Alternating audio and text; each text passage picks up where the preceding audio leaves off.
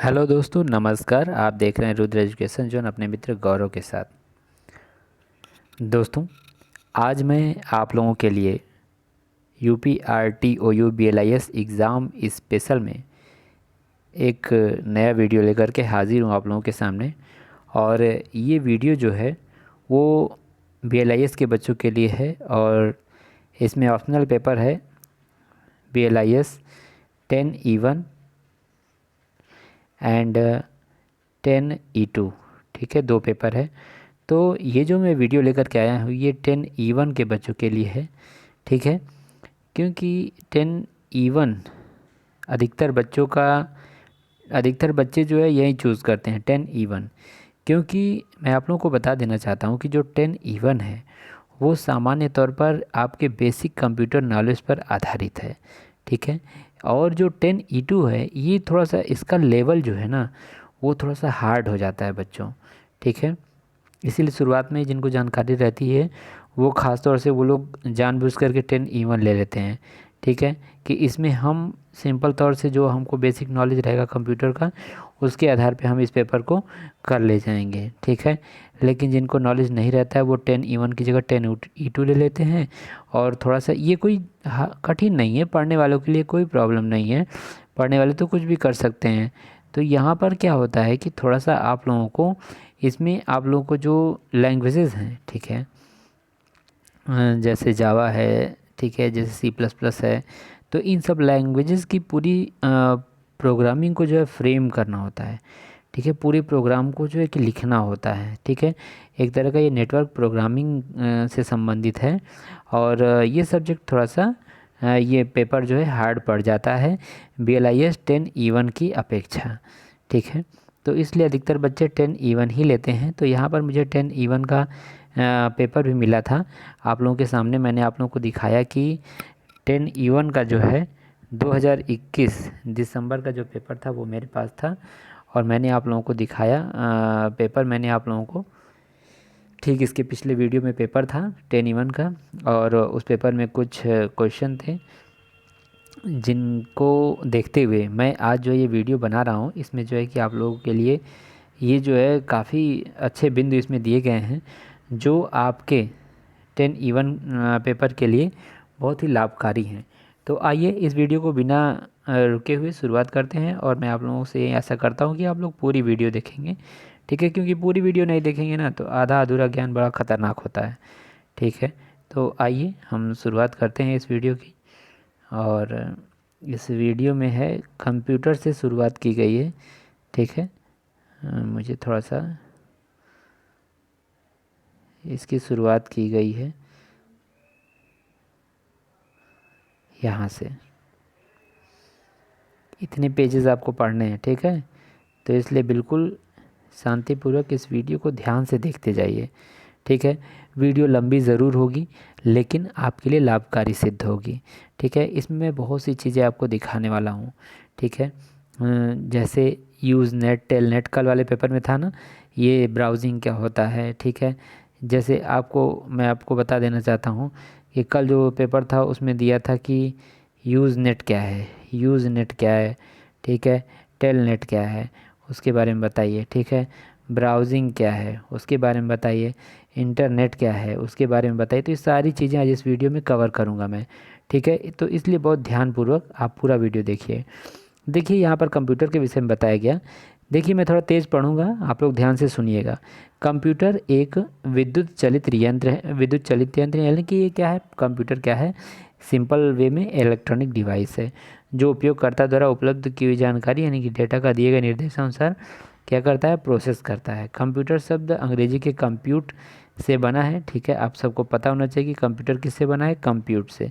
और इसका अर्थ क्या होता है, गणना करना। कंप्यूट का अर्थ क्या होता है, गणना करना। इसलिए इसे गणक यंत्र भी कहा जाता है। यह गणितीय प्रश्नों को हल करने में सक्षम है परंतु वर्तमान में इसका उपयोग यहाँ तक सीमित नहीं है। ठीक है, अगर हम वर्तमान समय में केवल कहें कि ये प्लस माइनस मल्टीप्लिकेशन और डिवीज़न करेगा तो ऐसा बिल्कुल नहीं है। इसके लिए तो आपका कैलकुलेटर ही बहुत है या आपका मोबाइल ही बहुत है। ठीक है, अब क्या हो गया है, जो हमारा ये कंप्यूटर है ये जो है इसको पुस्तकों का मुद्रण करना, रेलवे आरक्षण, आवेदन करना, मौसम की जानकारी, टिकट जारी करना, छायाचित्र, चलचित्र संपादित करना, संगीत बजाने जैसे अनेक कार्यों में किया जाता है। कंप्यूटर एक तेज, सटीक और कभी न थकने वाला यंत्र है। ठीक है, कंप्यूटर का ही हार्डवेयर और सॉफ्टवेयर इन दोनों के परस्पर सहयोग से ये बना होता है, समन्वय से बना होता है। ऐसा कहना अतिशयोक्त नहीं होगा कि अगर हार्डवेयर कंप्यूटर की काया है तो सॉफ्टवेयर कंप्यूटर के मस्तिष्क की तरह कार्य करता है। ठीक है, चूँकि कंप्यूटर का उपयोग इंसानों द्वारा इच्छित कार्य को सरलता से, सटीकता से एवं जल्दी करने के लिए किया जाता है, इसलिए उपयोगकर्ता यूज़र को भी कंप्यूटर एक अभिन्न अंग माना जाता है। ठीक है, आइए आगे देखते हैं कंप्यूटर की विशेषताएं। ठीक है, प्रत्येक कंप्यूटर की कुछ सामान्य विशेषताएं होती हैं। कंप्यूटर केवल गणना करने वाली मशीन नहीं है। ठीक है, ये बता दिया गया, जटिल कार्य करने में सक्षम है। कंप्यूटर के दो भाग हैं, पहला भाग हार्डवेयर और दूसरा सॉफ्टवेयर है। ठीक है, ध्यान दीजिएगा। कंप्यूटर का भौतिक भाग keyboard, mouse, monitor, CPU, printer, projector, ये क्या है? कंप्यूटर के क्या है? भौतिक भाग हैं। क्या है? कंप्यूटर के भौतिक भाग हैं। और मैं आप लोग को बता देना चाहता हूँ कि ये जो कंप्यूटर है ये दो पार्ट में डिवाइड है। ठीक है, आपका इसको आप डायग्राम से अच्छे से बनाइएगा वहाँ पे। ठीक है, कंप्यूटर के दो पार्ट हैं, पार्ट ऑफ कंप्यूटर दो, यानी कि यहाँ पे हार्डवेयर आ जाएगा और इधर आपका आ जाएगा सॉफ्टवेयर। ठीक है, तो कंप्यूटर के कितने पार्ट हैं? दो, सॉफ्टवेयर और हार्डवेयर। ठीक है, आगे चलते हैं। कंप्यूटर की विशेषताएं क्या है? बाइनरी सिस्टम पर आधारित है। ठीक है, ये क्या है? बाइनरी सिस्टम पर आधारित है। कंप्यूटर क्या है? बाइनरी सिस्टम पर आधारित है।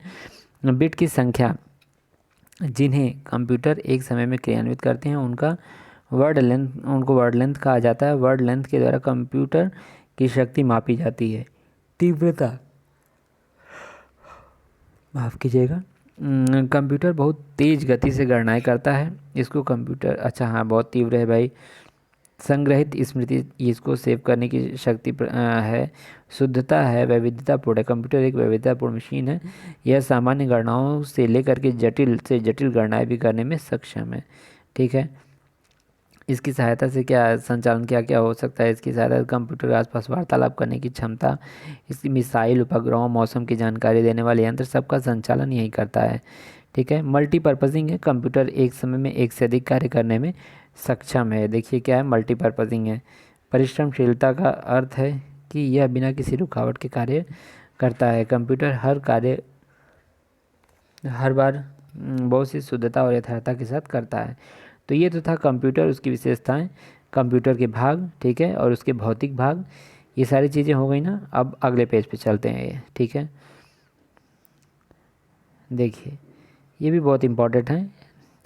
जो 2021 वाला पेपर है उसमें पूछा गया कंप्यूटर की पीढ़ियों के बारे में, तो ये ज़रा ध्यान से देख लीजिए कंप्यूटर की पीढ़ियाँ। ठीक है, कंप्यूटर जनरेशन। कंप्यूटर वास्तव में एक आश्चर्यजनक मशीन है। कंप्यूटर को विभिन्न पीढ़ियों में वर्गीकृत किया गया है। समय अवधि के अनुसार कंप्यूटर का वर्गीकरण किया गया है। ठीक है, प्रथम पीढ़ी, फर्स्ट जनरेशन कंप्यूटर्स, आपका जो प्रथम पीढ़ी के कंप्यूटर थे 1945 से 1956 तक।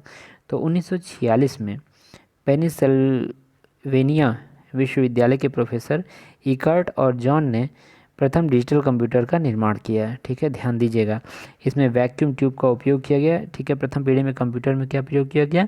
वैक्यूम ट्यूब का। ये जानने वाली और समझने वाली चीज़ है, वैक्यूम ट्यूब का प्रयोग किया गया। इस मशीन का नाम एनिएक, यानी कि electronic numerical integrator and computer, ENIAC का फुल फॉर्म भी पूछा जाता है।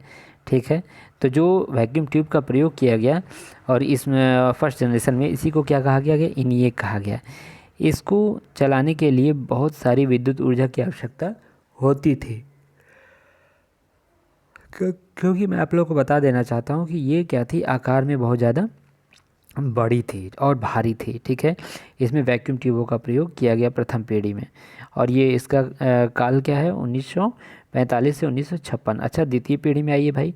द्वितीय पीढ़ी के कंप्यूटर में क्या है भाई? इसमें वैक्यूम ट्यूब के स्थान पर ट्रांजिस्टर का प्रयोग किया गया, जिसके फलस्वरूप मशीन का आकार कम हो गया। ठीक है, मैंने बताया ना, पहली पीढ़ी में जो कंप्यूटर का जो आकार था वो बहुत बड़ा था। ठीक है, दूसरी पीढ़ी में थोड़ा कम हुआ। ठीक है, इसमें अब उसमें क्या था? वैक्यूम ट्यूबों का प्रयोग किया जाता है, बड़ी बड़ी वैक्यूम ट्यूबें थी। और इसमें क्या हो गया? एक ट्रांजिस्टर का प्रयोग किया गया, ट्रांजिस्टर का उपयोग किया गया, जिससे इसका आकार तो कम हो गया। यह कंप्यूटर अधिक ऊर्जा दक्ष, तीव्र एवं अधिक विश्वसनीय था। कंप्यूटर में जो मशीनी भाषा के स्थान पर प्रोग्रामिंग के लिए असेंबली भाषा का प्रयोग होने लगा, जिसमें कठिन बाइनरी कोड की जगह संक्षिप्त प्रोग्रामिंग कोड लिखे जाने लगे। अच्छा भाई, अब तृतीय पीढ़ी में चलते हैं। देखिए वीडियो बहुत लंबी हो जाएगी, इसलिए मैं थोड़ा जल्दी जल्दी पढ़ रहा हूँ, और इसको आप बस सुन भी लेंगे ना तो आपको काफ़ी चीज़ें जो है आपके माइंड में जो है कि आपका माइंड जो है सब कुछ कवर कर लेगा। ठीक है, आपको आती तो सब कुछ है, क्योंकि ऐसा नहीं है कि आज तक आप लोगों ने कंप्यूटर की किताब उठाई ही नहीं होगी। ठीक है, अगर आप BLIS का कोर्स करने जा रहे हैं, ठीक है, BLIS का कोर्स करने जा रहे हैं, तो आप क्या किए हैं, आप ग्रेजुएशन कंप्लीट करके आए हैं। ठीक है, BA BSc या BCom करके आए हैं। ठीक है, और आपने हाई स्कूल पढ़ा होगा, इंटर पढ़ा होगा, क्लास 1 to 8 पढ़ा होगा, तो वहाँ पर भी ये सारी चीज़ें हैं। ठीक है, तो ये आप नहीं कह सकते कि मैंने ये सब पढ़ा नहीं है। ठीक है, कुछ बच्चों के कमेंट आए थे कि सर इस पर जो है वीडियो बना दीजिए, समझ नहीं आ रहा है, तो इसलिए मैं इसका जो कुछ मुख्य बिंदु है वो मैं बता दे रहा हूँ। ठीक है, बाकी आप MS वर्ड पे लिख सकते हैं, MS एक्सेल, MS पावरपॉइंट, ये सब क्या कार्य करते हैं ये आप लोगों को बखूबी पता है। ठीक है, इसको बताने की ज़रूरत नहीं है, जो मेन पॉइंट हैं वो मैं आप लोगों को बता दे रहा हूँ, ये भी आपके लिए बहुत ज़्यादा लाभकारी सिद्ध होंगे।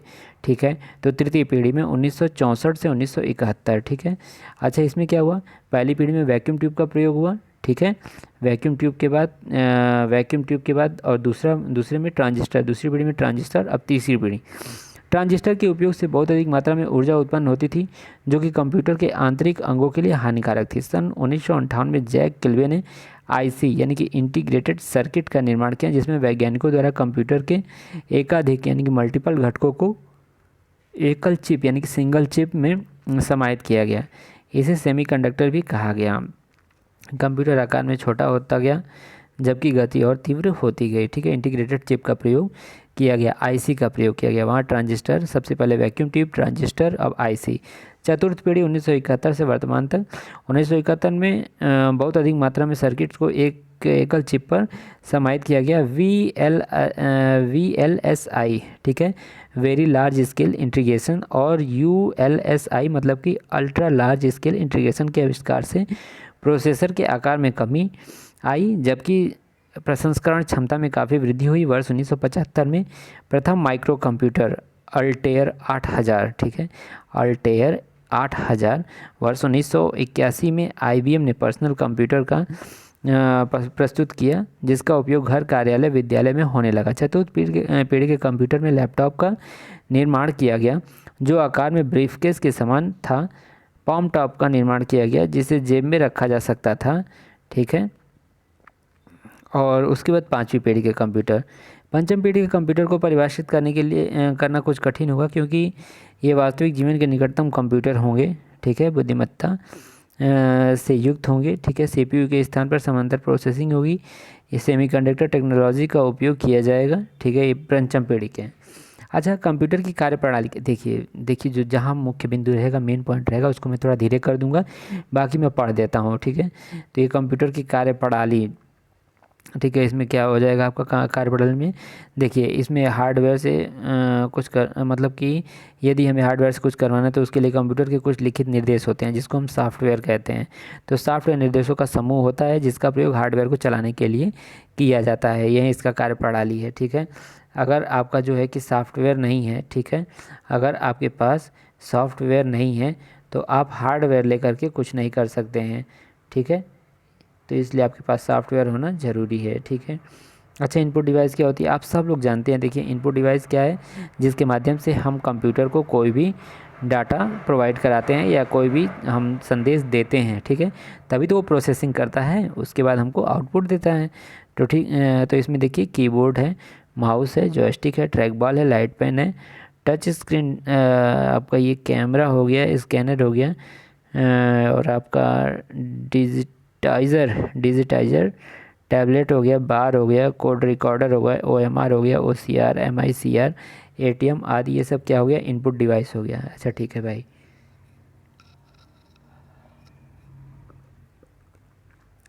अब हम बात कर लेते हैं सेंट्रल प्रोसेसिंग यूनिट की। ये देखिए कंप्यूटर का एक मेन हिस्सा होता है भाई। ठीक है, निर्देशों के अनुसार डेटा का अंकगणितीय एवं तार्किक गणनाएँ होती हैं। ठीक है, यहाँ पर देखिए आपका सेंट्रल प्रोसेसिंग यूनिट को जो है यहाँ बांटा गया ALU, ठीक है, अर्थमेटिक एंड लॉजिक यूनिट में बांटा गया, ठीक है। अब इसको हम आगे एक डायग्राम से देख लेते हैं, ठीक है। इसको बांटा गया मेमोरी कंट्रोल यूनिट और ALU arithmetic and logic unit, ठीक है। यहाँ पर देख लेते हैं एक डायग्राम के माध्यम से, ठीक है। यहाँ हमको समझने में आसानी हुई। सेंट्रल प्रोसेसिंग यूनिट है, इसको किस प्रकार से बांटा जा रहा है, ठीक है। ये तो आउटपुट निकल रहा है, यहाँ से इनपुट आ रहा है और बीच में ये ALU है अर्थमेटिक एंड लॉजिकल, ये कंट्रोल यूनिट CU है, ये मेन मेमोरी है और ये सेकेंडरी स्टोरेज है, ठीक है। ये आपको बनाना बहुत ही आवश्यक होगा अगर सेंट्रल प्रोसेसिंग यूनिट के बारे में पूछ लिया जाता है परीक्षा में तो, ठीक है। आगे देख लेते हैं मेमोरी या स्मृति, ठीक है। कंट्रोल यूनिट, ये सारी चीज़ें आप जानते हैं, ठीक है। रजिस्टर, मदरबोर्ड के बारे में जानते हैं, पूछा जा सकता है। देखिए भाई मदरबोर्ड क्या होता है कि इसको कंप्यूटर का मुख्य सर्किट बोर्ड कहते हैं, जिस पर CPU स्मृति स्थापित होती है। इस पर अतिरिक्त सर्किट बोर्ड स्थापित करने के लिए स्लॉट भी लगे होते हैं जिनको अडॉप्टर या कार्ड कहा जाता है। तो मदरबोर्ड हो गया। बस क्या है भाई, सभी इनपुट आउटपुट उपकरणों को कंप्यूटर के CPU से जोड़ने के लिए समानांतर तारें होती हैं जिसकी सहायता से डेटा 2 दिशाओं में प्रेषित किया जाता है। CPU के उपकरणों के लिए यह CPU के उपकरणों के लिए अत्यंत ही आवश्यक है। अच्छा, इनपुट आउटपुट ये सारी चीज़ें तो आप जानते हैं ना, रजिस्टर भी आप जानते होंगे, ठीक है। और इसके बाद हम आ जाते हैं कहाँ पर, इसके बाद हम इधर आ जाते हैं। यहाँ पर दिया गया है कंप्यूटर स्मृति, कंप्यूटर मेमोरी के बारे में। अच्छा, primary memory and secondary memory, दो मेमोरी होती है ना। प्राइमरी मेमोरी क्या है भाई, तो इस स्मृति यूनिट का संपर्क सीधे CPU में रहता है। यह अच्छा प्राइमरी मेमोरी के बारे में पूछा जा सकता है, थोड़ा सा इसको पढ़ देता हूँ। यह स्मृति अनेक छोटे भागों में विभाजित रहती है जिनको लोकेशन या सेल कहते हैं। प्रत्येक लोकेशन में एक निश्चित बिट स्टोर की जा सकती है, जैसे 8, 16, 32 या 64 की। जितनी बिट अधिक होगी उतना ही डेटा स्थानांतरण की गति अधिक होगी, ठीक है। और इसकी तुलना सड़क से की जा सकती है। जितनी सड़क चौड़ी होगी उतना ही आवागमन में सुविधा रहती है। डेटा संग्रह करने के लिए लिखना, राइट एवं डेटा प्राप्त करना को रीड बोलते हैं, ठीक है।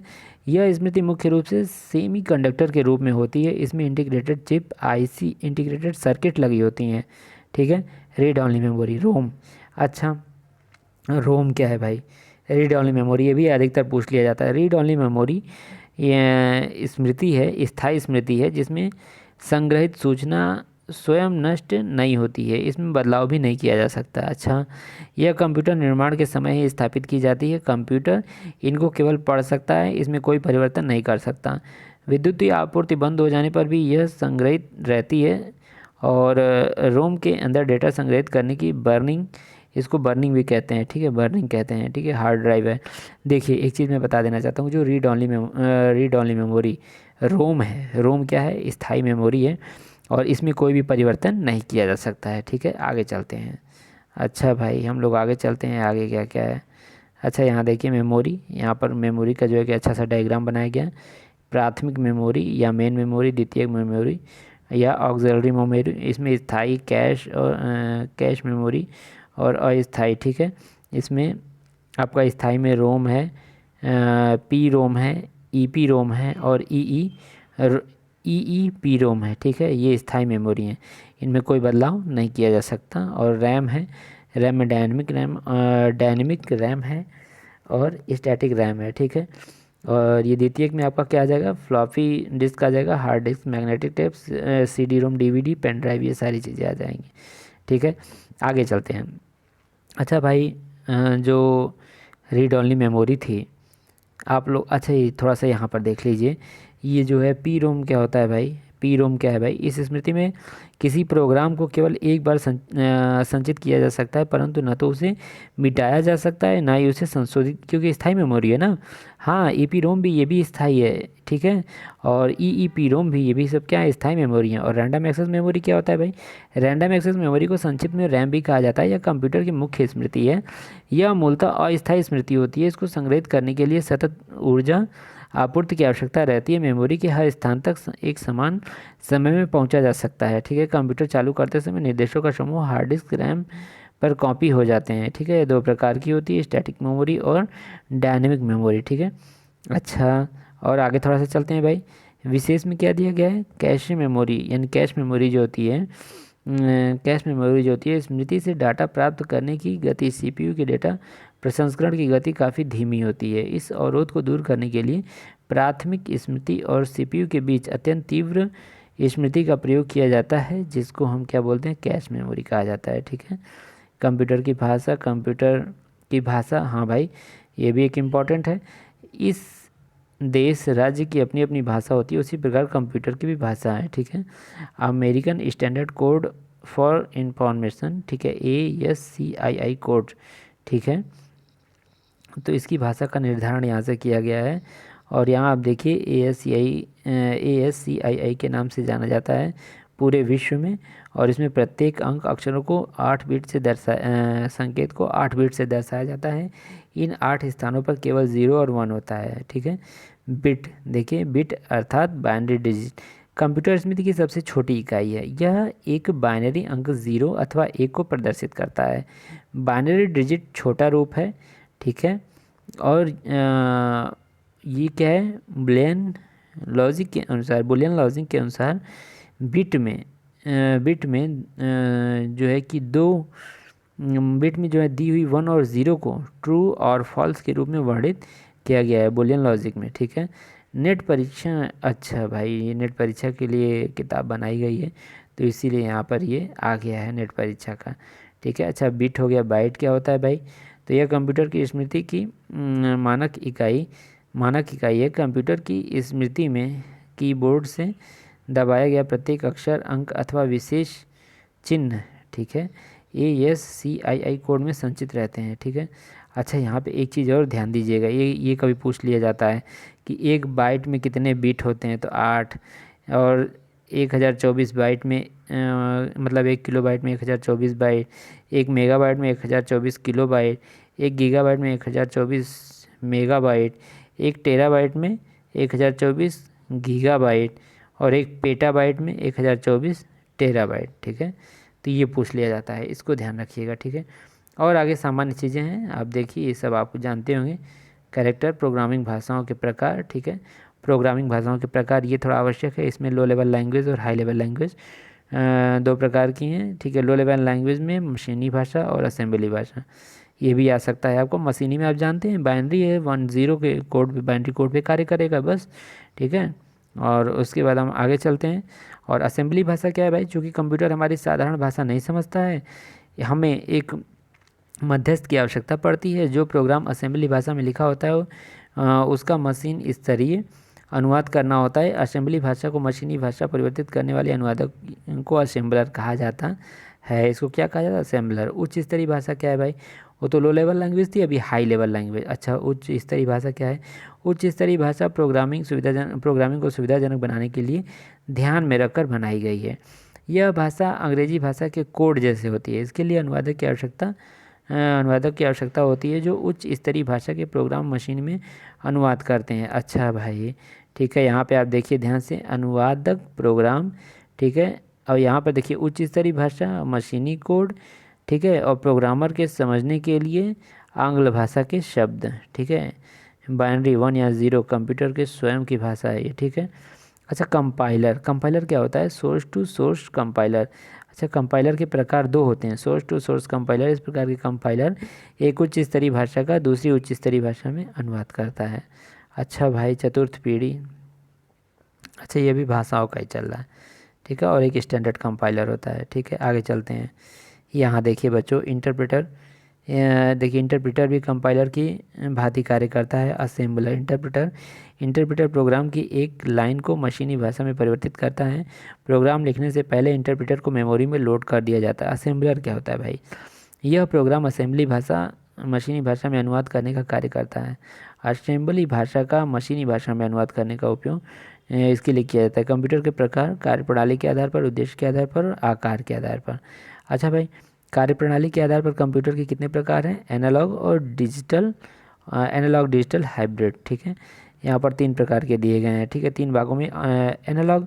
अच्छा, एनालॉग कंप्यूटर क्या होता है भाई, ये पेट्रोल पंप है, इसका सबसे अच्छा उदाहरण क्या है, पेट्रोल पंप पे जो पेट्रोल भरने के लिए जो वहाँ मीटर लगे होते हैं जलते हैं, वो एनालॉग है। एनालॉग मीडिया के अंतर्गत चर्चा की जाती है और सतत यानी कि चरों के रूप में सतत भौतिक मात्रा में रूप में दर्शाया जाता है, तापमान, दाब, लंबाई, ऊंचाई आदि को माप कर। ठीक है, इसका प्रचलन विशुद्ध रूप से बहुत ही कम रह गया है। उदाहरणार्थ, एक पेट्रोल पंप में लगा एनालॉग कंप्यूटर पंप से निकलने वाले पेट्रोल की मात्रा को नापता है, उसको लीटर में दर्शाता है, उसके मूल्य की गणना करके स्क्रीन पर दिखाता है। ठीक है, घड़ी, वोल्टमीटर, वाहन का स्पीडोमीटर, ये सारी चीज़ें क्या हैं, ये आपका एनालॉग है, एनालॉग कंप्यूटर। ठीक है, अब तो बड़े बड़े वाहनों में जो है कि डिजिटल मीटर आने लगे। अच्छा भाई, यह एक इलेक्ट्रॉनिक संकेतों पर चलते हैं। ठीक है, निजी computer, notebook, pocket, palm top ये सारे कंप्यूटर के ही प्रकार हैं। ठीक है, ये डिजिटल कंप्यूटर के प्रकार हैं। ठीक है, और हाइब्रिड क्या है भाई, यह डिजिटल और एनालॉग दोनों का मिश्रित रूप है। इसमें इनपुट मतलब कि इनपुट एवं आउटपुट में एनालॉग का प्रयोग होता है तथा गणना प्रसंस्करण के लिए डिजिटल का प्रयोग किया जाता है। उद्देश्य के आधार पर यानी कि स्पेशल पर्पस कंप्यूटर। उद्देश्य, ऐसे कंप्यूटर जिनका निर्माण जो है प्रोग्रामिंग किसी विशेष कार्य के लिए तैयार किया जा रहा है, सीपीयू की क्षमता उस कार्य के अनुरूप होती है। सामान्य उद्देश्य, यानी कि जैसे आप पत्र तैयार करना है, दस्तावेज तैयार करना है, प्रिंट करना है आदि के लिए घर में यूज़ कर रहे हैं, ऑफिस में यूज़ कर रहे हैं, ये जनरल पर्पस कंप्यूटर हैं। ठीक है, आकार, micro computer, mini computer, main frame और सुपर, 4 इसके हैं। ये आकार के आधार पर ये पूछे जा सकते हैं आकार। अच्छा, ध्यान दीजिए आप एक बात का कि यहाँ पर कार्यप्रणाली के आधार पर कंप्यूटर बताया गया। ठीक है, 3 प्रकार का, एनालॉग, डिजिटल, हाइब्रिड। ठीक है, और उसके बाद बताया गया सामान्य उद्देश्य, विशेष उद्देश्य, और उसके बाद आकार के आधार पर बताया गया micro computer, mini computer, main frame, super, ये सब लोग जानते हैं। ठीक है, ठीक है, तो इसको micro computer, mini computer, main frame, super, 4 heading अगर याद है तो सब आप लिख लेंगे। ठीक है, आगे चलिए। कंप्यूटर सॉफ्टवेयर क्या होता है भाई, आपको मैंने पहले ही बताया था कि बिना सॉफ्टवेयर के हार्डवेयर कुछ नहीं कर सकता। सॉफ्टवेयर क्या होता है, ठीक है, कंप्यूटर सॉफ्टवेयर क्या होता है, तो सॉफ्टवेयर उन प्रोग्रामों को कहा जाता है जिनको हम हार्डवेयर पर चलाते हैं और जिनके द्वारा हमारे सारे कार्य कराए जाते हैं। बिना सॉफ्टवेयर के कंप्यूटर से कोई कार्य नहीं किया जा सकता है। सॉफ्टवेयर कंप्यूटर का वो भाग होता है जो अदृश्य है, इसका विकास कंप्यूटर पर किए गए कार्य को सरल बनाने के लिए किया जाता है। ठीक है, कंप्यूटर सॉफ्टवेयर के 2 प्रकार हैं। ठीक है, सिस्टम सॉफ्टवेयर, अच्छा यहाँ पर इसके प्रकार हैं, इसको 3 भागों में बांट दिया गया, सिस्टम सॉफ्टवेयर, यूटिलिटी सॉफ्टवेयर और एप्लीकेशन। सिस्टम सॉफ्टवेयर क्या है भाई, सिस्टम सॉफ्टवेयर ऐसे प्रोग्रामों को कहा जाता है जिनका काम सिस्टम अर्थात कंप्यूटर को चलाना होता है, उनका अनुरक्षण करना होता है। सिस्टम सॉफ्टवेयर ही हार्डवेयर में जान डालता है। Operating system, compiler system software के मुख्य भाग हैं। ठीक है, कुछ एप्लीकेशन सॉफ्टवेयर के लिए पृष्ठभूमि तैयार करता है, ये आपका क्या है, सिस्टम सॉफ्टवेयर। ऑपरेटिंग सिस्टम और लैंग्वेज ट्रांसलेटर, ये सब आपका किस में आता है, सिस्टम सॉफ्टवेयर में। यूटिलिटी सॉफ्टवेयर इसके बाद होगा। यहाँ पर यूटिलिटी सॉफ्टवेयर जो है सर्विस प्रोग्राम के नाम से भी जाना जाता है, यह एक प्रकार का कंप्यूटर सॉफ्टवेयर है। इसे विशेष रूप से कंप्यूटर हार्डवेयर, ऑपरेटिंग सिस्टम तथा एप्लीकेशन सॉफ्टवेयर को व्यवस्थित करने में, ये इसका जो है कि डिज़ाइन करने के लिए प्रयोग किया जाता है। यह कंप्यूटर का अनुरक्षण एवं कंप्यूटर की कार्य क्षमता को बढ़ाने के लिए प्रयोग किया जाता है। इसका एप्लीकेशन सॉफ्टवेयर क्या है, एप्लीकेशन सॉफ्टवेयर ऐसे प्रोग्राम को कहा जाता है जिनका मतलब कि जिनका वास्तविक कार्य, मतलब कि जिनका जो है कि जो है इनका वास्तविक कार्य को करने के लिए किया जाता है। जैसे आवश्यकता अनुसार भिन्न भिन्न उपयोगों के लिए भिन्न भिन्न सॉफ्टवेयर होते हैं, जैसे गणना के लिए, ठीक है, अंकों का गणना के लिए, लेन देन के लिए, खाते बनाना या स्टॉक नियंत्रण करना, बिक्री का हिसाब करना आदि कार्यों के लिए ये आपका प्रयोग एप्लीकेशन सॉफ्टवेयर, एक विशेष प्रकार का एप्लीकेशन तैयार कर दिया जाता है और उसी पर सब कुछ सेट होता है और आप क्या करते हैं, आप डाटा एंट्री करते जाते हैं। ठीक है, कंप्यूटर वायरस क्या होता है, कंप्यूटर वायरस कुछ निर्देशों का एक कंप्यूटर प्रोग्राम मात्र है जो अत्यंत सूक्ष्म किंतु शक्तिशाली होता है। यह कंप्यूटर को अपने तरीके से निर्देशित कर सकता है। ये वायरस प्रोग्राम किसी भी सामान्य कंप्यूटर प्रोग्राम के साथ जुड़ जाते हैं और उनके माध्यम से कंप्यूटर में प्रवेश पाकर अपने उद्देश्य अथवा डेटा प्रोग्राम को नष्ट करने के उद्देश्य को पूरा करते हैं। ठीक है, कंप्यूटर वायरस यही होता है। ठीक है, अच्छा इसका उपचार भी है भाई। ठीक है, एंटीवायरस डाल दीजिए। ठीक है, अच्छा कंप्यूटर नेटवर्क क्या है, लोकल एरिया नेटवर्क, ये इंपॉर्टेंट है। ठीक है, ध्यान दीजिएगा, लोकल एरिया नेटवर्क ये बहुत इंपॉर्टेंट है भाई। एक छोटे से और निश्चित भौगोलिक क्षेत्र जैसे कि विश्वविद्यालय, फैक्ट्री, परस्पर जुड़े हुए कंप्यूटर को आपस में जोड़ना, ये क्या है, लोकल एरिया नेटवर्क है। ठीक है, लोकल एरिया नेटवर्क ज़रूर आप लोग पढ़ लीजिए। ठीक है, लोकल मेट्रोपोल लैंडमैन वैन 3 है। ठीक है, 3 है कंप्यूटर के। ठीक है, अच्छा 3 है, लैंडमैन वैन 3 है। ठीक है, मेट्रोपॉलिटन या किसी विस्तृत भौगोलिक क्षेत्र जैसे किसी शहर या विभिन्न भवन आदि को जोड़ने के लिए। वाइड एरिया नेटवर्क, ये तो बहुत विस्तृत होता है।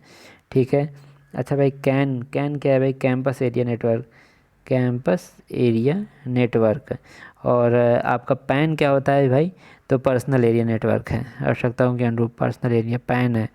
लैन मैन वैन के बाद आप देखिए, पैन भी हो गया, कैन भी हो गया। ठीक है, वायरलेस टेक्नोलॉजी हो गई। ठीक है, ये सारी चीज़ें आप ध्यान से देखते जाइए। वायरलेस लोकल लूप, WLL क्या है, वर्चुअल प्राइवेट नेटवर्क। VPN क्या है, VPN यह एक छोटा सा नेटवर्क है जिसका निर्माण पब्लिक वायर से मुख्यतः इंटरनेट को प्रयोग करने के लिए प्राइवेट नेटवर्क कंपनी आदि को इंटरनेट जैसी सुविधा प्रदान करने के लिए किया जाता है। नेटवर्क टोपोलॉजी, स्टार टोपोलॉजी, बस टोपोलॉजी, रिंग टोपोलॉजी और ट्री टोपोलॉजी। स्टार टोपोलॉजी में क्या है भाई, होम कंप्यूटर या केंद्रीय और उससे जुड़े रहेंगे ढेर सारे कंप्यूटर, स्टार टोपोलॉजी हो जाएगी। ठीक है, स्टार टोपोलॉजी हो जाएगी। इसमें किसी एक नोड को होस्ट नोड या केंद्रीय नोड बोलेंगे और उससे अन्य कंप्यूटर जुड़े रहते हैं, स्टार टोपोलॉजी हो जाएगी। ठीक है, इंटरनेट संबंधित प्रोटोकॉल। ठीक है, ये देखिए भाई, ये क्या है, ये आपका इंटरनेट रिलेटेड प्रोटोकॉल है। किसी भी नेटवर्क और सूचना का आदान प्रदान करने के लिए कुछ निश्चित नियम होते हैं जिन्हें प्रोटोकॉल कहा जाता है। इंटरनेट भी इस मतलब इसका अपवाद नहीं है, क्योंकि ये संसार का सबसे बड़ा नेटवर्क है और इसका भी अपना एक प्रोटोकॉल है, TCP/IP कहा जाता है जिसको।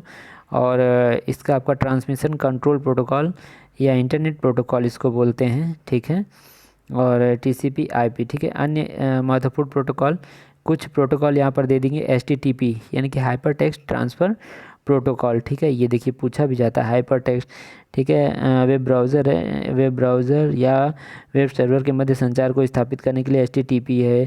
ठीक है, SSL हो गया आपका, FTP हो गया, फाइल ट्रांसफ़र प्रोटोकॉल है। ठीक है, TFTP हो गया। ठीक है, उसके बाद आपका SGML हो गया, टेलनेट हो गया, यूज़नेट हो गया। ध्यान दीजिए, टेलनेट यानी कि इस सुविधा में कोई व्यक्ति इंटरनेट से जुड़े दूरस्थ कंप्यूटर वाले डेटा प्राप्त कर सकता है। ये क्या है, टेलनेट है, टेलनेट पूछा जा सकता है। यूज़नेट तो पूछा ही गया है। इस सेवा का प्रयोग लोगों को समूह द्वारा किसी समूह यानी कि पसंद के किसी विशेष विषय पर अपनी राय या सूचना देने के लिए किया जाता है। ठीक है, इसलिए ये क्या है, यूज़नेट का प्रयोग या news server, news group, Usenet हम न्यूज़ ग्रुप अथवा न्यूज़ सर्वर भी इसको बोल सकते हैं। ठीक है, ISP। ठीक है, आगे ध्यान दीजिए, ये क्या है, ये क्या है, लैन है। ठीक है, हब या स्विच हो गया, क्लाइंट हो गया, सब क्लाइंट जुड़े हुए हैं भाई। ठीक है, dial up connection, cable TV connection. Broadband क्या होता है, तो ब्रॉडबैंड से अभिप्राय एक कनेक्शन से जिसके माध्यम से डेटा, ध्वनि, चित्र तेज़ी से स्थानांतरित किए जा सकते हैं। Digital subscriber line. ठीक है, ये हो गया। सैटेलाइट कनेक्शन, ब्लूटूथ यानी कि 30 फुट की त्रिज्या के अंदर ये सुविधा प्राप्त की जा सकती है। वाईफाई क्या है भाई, वाईफाई का फुल फॉर्म क्या है, वाईफाई आप लोग बहुत कहते हैं कि वाईफाई जोड़ लो, ये कर लो, तो इसका फुल फॉर्म होता है वायरलेस डिफेलिटी, वायरलेस फिडेलिटी क्या है, वाईफाई है। आविष्कार जो है कि जॉन सल्वियन और जॉन डेकन ने सन 1991 में किया था। ठीक है, तो ये सारी चीज़ें हैं, जो छोटी छोटी चीज़ें वो मैं आपको बताने का प्रयास कर रहा हूँ। HTML क्या होता है, HTML का अर्थ क्या है, तो हाइपर टेक्स्ट मार्कअप, ये भाषा है आपकी, हाइपर टेक्स्ट मार्कअप लैंग्वेज है। यह एक स्वरूप मतलब कि यह एक फॉर्मेटिंग क्या है, भाषा, लैंग्वेज है जो वेब पेज के रूप में सामग्री परिभाषित करने के लिए प्रयोग की जाती है। Global system for mobile communication, CDMA, code division, multiple access. ठीक है, तीसरी पीढ़ी डिजिटल सेकुलर कंप्यूटर। अच्छा, वाईफाई हो गया भाई, और वर्ल्ड वाइड मतलब कि डब्ल्यू कोई भी वेबसाइट प्रारंभ करने से पहले लिखते हैं ना www. ठीक है, world wide web, WWW 3 W, ये पूछा जा सकता है टिप्पणी में, ठीक है। इसको ध्यान से देख लीजिए। वर्ल्ड वाइड वेब और इंटरनेट दोनों अलग अलग चीज़ें हैं, परंतु दोनों एक दूसरे पर निर्भर हैं। वर्ल्ड वाइड वेब जानकारी युक्त पेजों को विशाल संग्रह जो एक दूसरे से जुड़ा रहते हैं, तो उसमें जो है कि www पर प्रत्येक पृष्ठ को वेब पेज कहा जाता है। HTML भाषा में लिखा जाता है, ठीक है, लिखा जाता है ये, ठीक है। तो ये समझ गए होंगे। HTML अभी मैंने बता ही दिया आपको कि ये आपकी एक लैंग्वेज है, ठीक है। वेबसाइट क्या है भाई, तो यह वेब पेज और अन्य जानकारी, चित्र, ध्वनि, वीडियो, फाइल आदि का समूह है वेबसाइट। होम पेज क्या है, तो इसको प्रथम पेज भी कहा जाता है, जिसका उपयोगकर्ता को वेबसाइट के बारे में अन्य सूचनाएं उपलब्ध कराने के लिए के बारे में अधिक जानकारी दी जाती है। वेब ब्राउज़र, ध्यान दीजिएगा, वेब ब्राउज़र भी पूछा गया है, कई बार पूछा गया वेब ब्राउज़र। वेब ब्राउज़र देख लीजिए, तो टिम बर्नर ली ने सर्वप्रथम वेब ब्राउज़र बनाया था, जिसका नाम वर्ल्ड वाइड वेब रखा गया और HTML भाषा पर आधारित है। हम किसी वेबसाइट का नाम लिखने के पहले ये हमने बताया ना कि www लिखते हैं ना, टाइप करते हैं। इंटरनेट चलाने के लिए वेब ब्राउज़र सबसे महत्वपूर्ण सॉफ्टवेयर है। यह एक मल्टीप्लिकेशन पैकेज है जिसका वेब एक्सेस करने और फाइल को डाउनलोड करने के लिए मल्टीमीडिया हाइपरटेक्स्ट दस्तावेजों को प्रदर्शित करने के लिए प्रयोग किया जाता है। आगे चलते हैं। अच्छा भाई, वेब ब्राउज़र कौन कौन से, ध्यान दीजिए। वेब सर्वर, यहाँ पर देखिए, वेब ब्राउज़र आपकी स्क्रीन पर वेब पेज को प्रदर्शित करता है। वेब ब्राउज़र मुख्य रूप से प्रयोग किए जाते हैं वेब ब्राउज़र, वो यहाँ पर हैं। माइक्रोसॉफ्ट इंटरनेट एक्सप्लोरर और Netscape navigator, Google Chrome, Mozilla Firefox और ओपेरा मिनी। ये देखिए चारों का ये यहाँ पर प्रदर्शित किया गया है। ये अधिकतर जो वेब ब्राउज़र हैं जो प्रयोग किए जाते हैं, ठीक है। उसके बाद पोर्टल क्या होता है भाई, इसका अर्थ गेटवे होता है, जो एक वेब ब्राउजिंग या प्रारंभिक चरण है। प्रायः ऐसे सर्च इंजन या वेबसाइटों की बड़ी डायरेक्टरीज होती हैं। पोर्टल का मुख्य कार्य यूज़र को उसकी रुचि के अनुसार वेबसाइटों की सूची प्रदान करना होता है। पोर्टल्स के प्रकार: web searching portal, e-commerce portal, e-learning portals और गवर्नमेंट पोर्टल, ठीक है। डोमेन नेम क्या होता है भाई, तो IP एड्रेस का विकल्प है एक वेबसाइट IP एड्रेस। जब हम अपने इंटरनेट ब्राउज़र में किसी वेबसाइट का डोमेन नाम लिखते हैं, तो डोमेन नेम सर्वर या IP एड्रेस में परिवर्तित कर दिया जाता है, ठीक है। डोमेन नेम क्या है भाई, तो जो .com लगाया जाता है ना, जो डॉट या सरकारी है तो .gov, शिक्षा से संबंधित .edu और जैसे सैन्य से संबंधित .mil, कंपनी है तो .co, ऑर्गेनाइजेशन है तो डॉक्टर बोल देना डॉट। और वेब पब्लिशिंग क्या है भाई, तो कोई भी वेबसाइट तैयार करने और उसको पूरा हो जाने पर किसी होस्ट सर्वर पर अपलोड करने की प्रक्रिया ही वेब पब्लिशिंग कहलाती है, ठीक है भाई। अच्छा, एक और चीज़ आगे, इलेक्ट्रॉनिक मेल क्या है, ईमेल क्या है। सब लोग ईमेल भेजते हैं, ईमेल रिसीव करते हैं, तो ईमेल के बारे में तो बताना कोई बहुत बड़ी बात नहीं होगी। इंटरनेट पर इलेक्ट्रॉनिक मेल किया जाता है, ठीक है। ईमेल की संरचना क्या है भाई, वो भी देख लीजिए।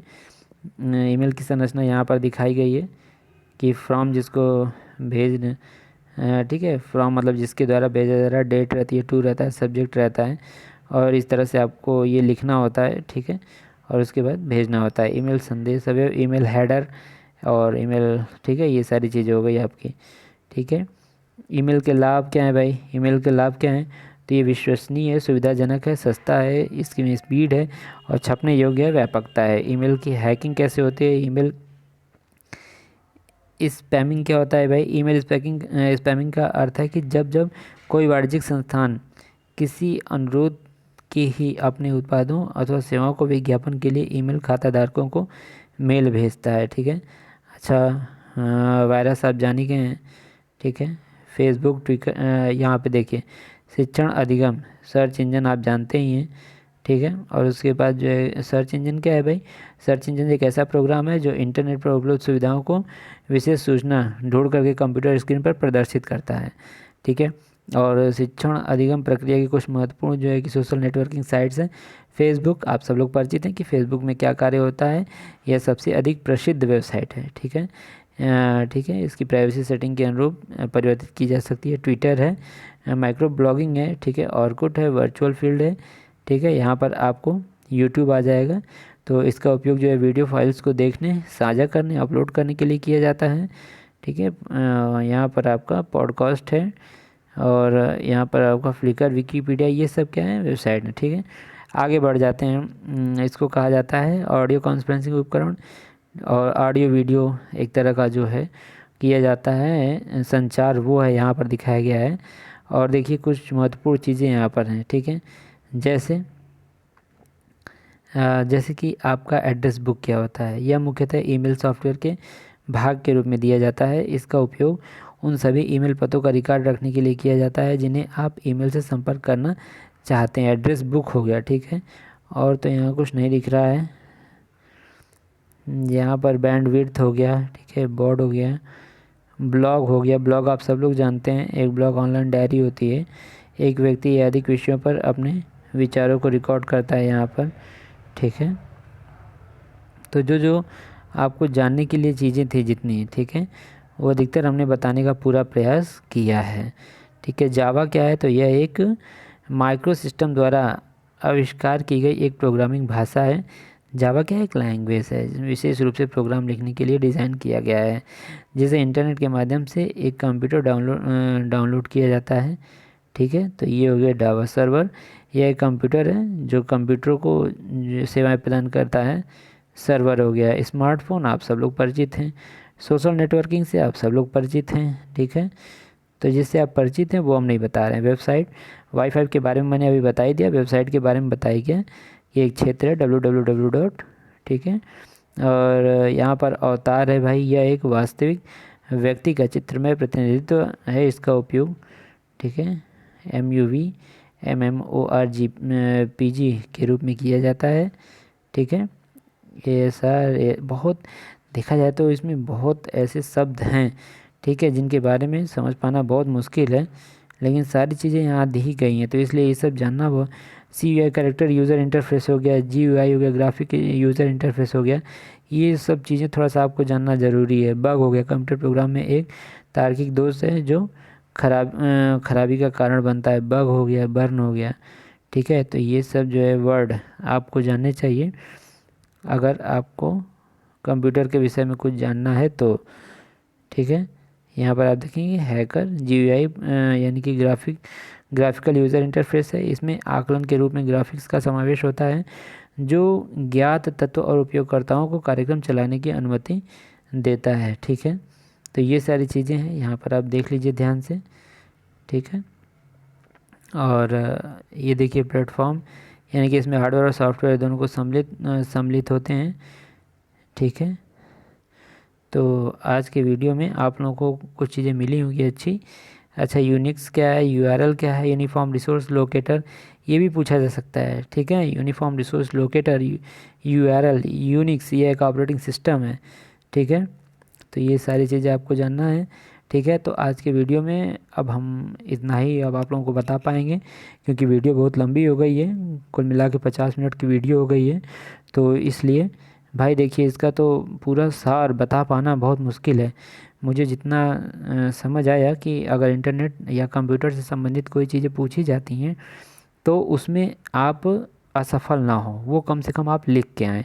कंप्यूटर के बारे में पूछ लिया जाए, ठीक है, लैन मैन वैन ये सारी चीज़ें, बस टोपोलॉजी या ये सब चीज़ें पूछ ली जाएँ तो, और कंप्यूटर की पीढ़ियाँ पूछ ली जाएँ तो ये सब सारी चीज़ें आप लिख सकें, ठीक है। तो ये सारी चीज़ें मैंने बता दी। और इसके अलावा अगर आपको MS वर्ड, ये सारी चीज़ें आप क्लास 2nd या 3rd से पढ़ते आ रहे हैं कि MS वर्ड क्या है, इसमें क्या कार्य किया जाता है, ठीक है। तो इसमें लिखने का कार्य किया जाता है, ठीक है। और MS एक्सेल है, उसमें हम स्प्रेडशीट के माध्यम से GA की मार्कशीट वगैरह तैयार करते हैं, ठीक है। और इसमें गणितीय संक्रियाएँ भी की जाती हैं MS एक्सेल में, ठीक है, MS एक्सेल में की जाती हैं। और MS पावर पॉइंट जो है, कोई भी डिज़ाइन तैयार करने के लिए हम क्या करते हैं, MS पावर पॉइंट का उपयोग करते हैं। इसके माध्यम से अच्छे अच्छे डिज़ाइन भी तैयार की जाती हैं, ठीक है, कार्ड वगैरह, ठीक है। तो यहाँ पर आपको ये तीनों चीज़ पढ़ लेनी है, और उसके साथ साथ जो मैंने ये बता दिया ये पढ़ लेना है, और उसके बाद आपका पेपर बहुत अच्छा जाएगा, ये मैं पूरी आशा करता हूँ। तो आज की वीडियो में बस इतना ही आप लोगों के लिए। Best of luck. मेरे BLIS के बच्चों के लिए बेस्ट ऑफ लक। और आप सब लोग जो है अच्छे से अपना पेपर दीजिएगा। ठीक है, धन्यवाद।